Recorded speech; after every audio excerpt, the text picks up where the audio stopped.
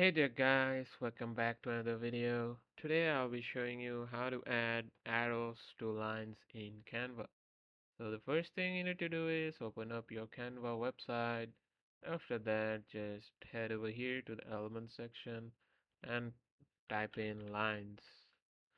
So after you type in lines, you will see various options for lines here. I'll just go with this one. So after you select the line, you will need to click on it and you will see the option for arrows on both ends. So if I click here, and you will see various designs for arrows.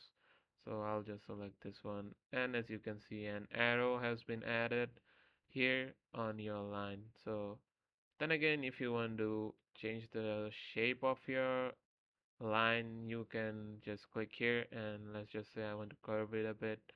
So I will be able to curve it as I like. So that's it with the video, guys. I hope it helps you. Thanks for watching and take care.